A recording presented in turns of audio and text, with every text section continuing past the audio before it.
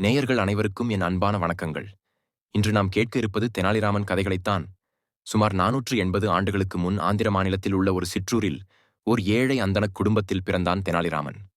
இளமையிலேயே அவன் தன் தந்தையை இழந்தான். அதனால் அவனும் அவனுடைய தாயாரும் தெனாலி என்னும் ஊரில் வசித்து வந்த அவனுடைய தாய்மாமன் ஆதரவில் வாழ்ந்து வந்தனர். சிறுவயதில் அவனை பள்ளிக்கு அனுப்பியும் பள்ளிப் படிப்பில் அவனுக்கு நாட்டம் செல்லவில்லை. சிறுவயதிலேயே விகடமாகப் பேசுவதில் வல்லமை பெற்றவன். அதனால் அவன் பிற்காலத்தில் விகடகவி என்னும் பெயர் பெற்று பெரும் புகழுடன் விளங்கினான். காளி மகாதேவியின் அருட்கடாட்சம் பெற்றவன். பின் வரலாற்றுப் புகழ்பெற்ற விஜயநகர சாம்ராஜ்யத்தின் அரசன் கிருஷ்ணதேவராயரின் அரண்மனை விகடகவியாக இருந்து மன்னரையும் மக்களையும் மகிழ்வித்தான். அவனுடைய நகைச்சுவைக்காக மன்னர் அவ்வப்போது ஏராளமான பரிசுகளை அளித்து ஊக்குவித்தார். அரண்மனை விகடகவியானது எவ்வாறு என்பதையும் அவனது நகைச்சுவை திறனையும் இக்காணொளியில் உள்ள கதைகள் மூலம் அறிந்து கொள்வோம். வாருங்கள், கதைக்குள் செல்லலாம். கதை 1. காளி மகாதேவியின் அருள் கிடைத்தல். அந்த ஆண்டு ஆந்திராவில் மழையே பெய்யவில்லை. ஏரி, குளம், குட்டை அனைத்தும் வறண்டு கிடந்தன. அதனால் விவசாயம் நடைபெறவில்லை. தண்ணீர் பஞ்சமும் உணவுப் பஞ்சமும் தலை விரித்தாடியது. அப்போது அக்கிராமத்துக்கு ஒரு சாமியார் வந்து சேர்ந்தார். அவர் வந்து சேர்ந்த அன்றிரவு பலமான மழை பெய்தது. ஏரி, குளம், குட்டை எல்லாம் நிரம்பிவிட்டன. சாமியார் வந்ததன் காரணமாகத்தான் நல்ல மழை பெய்துள்ளது என்று எண்ணிய அவ்வூர் மக்கள் சாமியாரை வாயாரப் புகழ்ந்து அவரை வணங்கி ஆசி பெற்றனர். இதை பார்த்துக் கொண்டிருந்த தெனாலிராமன் கலகலவென சிரித்துக் கொண்டிருந்தான். இதனை கவனித்த சாமியார் தெனாலிராமனை அருகில் அழைத்து, "தம்பி, நீ ஏன் சிரிக்கிறாய்?" என வினவினார். அதற்கு தெனாலிராமன், "மழை பெய்வதும் பெய்யாமல் போவதும் இறைவன் செயலே. அப்படி இருக்க தாங்கள் வந்தவுடன் தங்கள் மகிமையால்தான் மழை பெய்துள்ளது என்று மக்கள் எண்ணுவது. ஒரு பனை மரத்தில் நன்கு பழுத்துள்ள பனம்பழம் கீழே விழும் நேரத்தில் காக்கை உட்கார்ந்ததாம். காக்கை உட்கார்ந்ததும் பனம்பழம் கீழே விழுந்ததாம். அப்போது அதை பார்த்தவர்கள் காக்கை உட்கார்ந்ததனால்தான் பனம்பழம் விழுந்தது என்று சொன்னார்களாம். அதுபோலவே இவ்வூர் மக்கள் செயலும் இருந்ததால்தான் சிரித்தேன்" என்றான் தெனாலிராமன். இதைக் கேட்ட சாமியார் உண்மையை உணர்ந்து அவன் மேல் கோபப்படவில்லை. "தம்பி, உன்னிடம் திறமை இருக்கிறது. நீ காளி மகாதேவியின் அருளைப் பெற்றால் பிற்காலத்தில் புகழ் பெற்று விளங்குவாய்" என்று நல்லாசி கூறினார். இதைக் கேட்ட தெனாலிராமன் காளி மகாதேவியின் சந்நிதியை அடைந்தான். அவளின் திருவுருவத்தைக் காண பலவாறு அவளை வேண்டி தவம் இருந்தான். கடைசியில் தெனாலிராமன் முன் தோன்றினாள் காளிதேவி. அவளது உருவத்தைப் பார்த்து பயப்படுவதற்குப் பதிலாக பலமாக சிரித்தான். அவன் சிரிப்பதைப் பார்த்த காளிதேவி, "என் கோர உருவத்தைப் பார்த்து எல்லோரும் அஞ்சுவார்கள். நீயோ பலமாகச் சிரிக்கிறாய். ஏன்?" என்று வினவினாள். அதற்கு தெனாலிராமன், "எனக்கு சளிபிடித்தால் என்னுடைய ஒரு மூக்கை சிந்துவதற்கு என்னுடைய 2 கைகளே போதவில்லை. அப்படி இருக்க உனக்கு 1000 தலை உள்ளது. ஆனால் கைகள் 2 பெற்றுள்ளாய். உனக்கு சளிபிடித்தால் 1000 மூக்கையும் எப்படி 2 கைகளால் சிந்துவாய் என்று எண்ணினேன். அதனால் எனக்கு சிரிப்பு வந்தது" என்றான். இதைக் கேட்டதும் காளிமகாதேவியே சிரித்துவிட்டாள். "பின் மகனே, உன்னை ஆசீர்வதிக்கிறேன். பெரும் பேரும் புகழும் பெற்றுத் திகழ்வாய். உனக்கு கஷ்டம் நேரும் போதெல்லாம் என்னை நினை. உனக்கு உதவி செய்கிறேன்" எனக் கூறி மறைந்தாள் காளிதேவி. கதை 2. ராஜகுருவுடன் நட்பு. விஜயநகர மன்னர் கிருஷ்ணதேவராயர் அரண்மனையில் தாத்தாச்சாரியார் என்பவர் ராஜகுருவாக இருந்தார். தெனாலி கிராமத்திற்கு அருகில் உள்ள ஊர் மங்களகிரி. அவ்வூருக்கு ராஜகுரு தாத்தாச்சாரியார் வந்திருந்தார். அவ்வூர் மக்கள் ராஜகுருவை வணங்கி ஆசி பெற்றுச் சென்றனர். இதனை அறிந்த தெனாலிராமன் ராஜகுருவை சந்தித்தான்.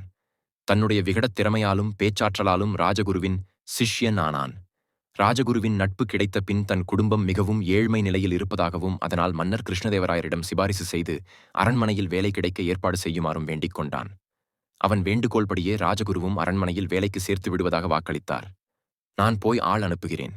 அதன் பின் நீ வா" என்று சொல்லி விஜயநகரத்துக்குச் சென்று விட்டார்.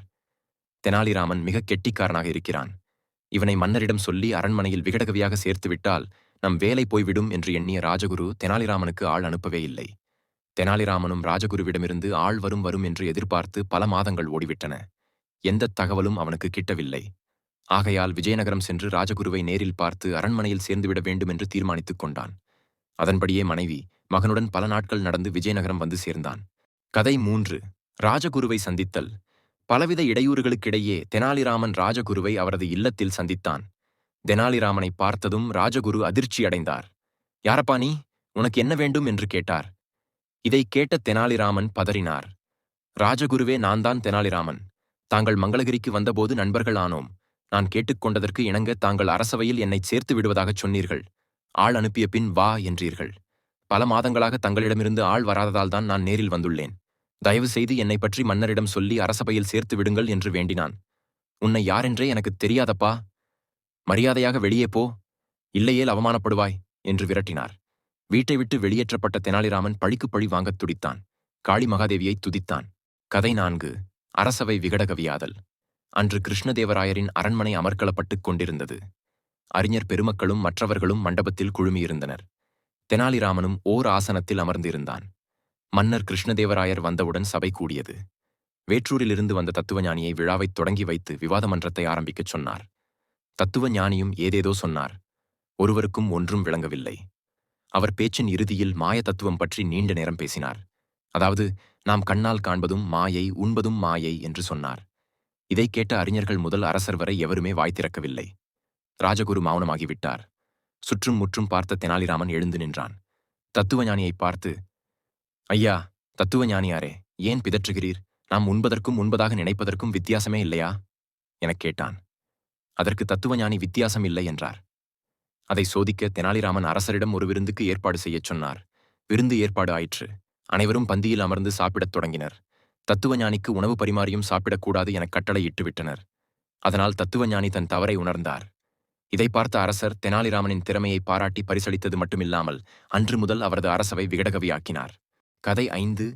ராஜகுருவை பழிக்குப் பழி வாங்குதல். ஒரு நாள் அதிகாலை நேரம் ராஜகுரு குளத்துக்கு குளிக்கச் சென்றார். அப்போது அவரை அறியாமலேயே தெனாலிராமன் பின்தொடர்ந்தான்.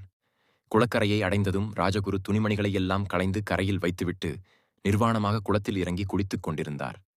மறைந்திருந்த தெனாலிராமன் ராஜகுருவின் துணிமணிகளை எடுத்துக்கொண்டு மறைந்து விட்டான். குளித்து முடித்து கரையேறிய ராஜகுரு துணிமணிகளைக் காணாது திடுக்கிட்டார். உடனே தெனாலிராமன் அவர் முன் தோன்றினான். தெனாலிராமா, எனது துணிமணிகளைக் கொடு என்று கெஞ்சினார்.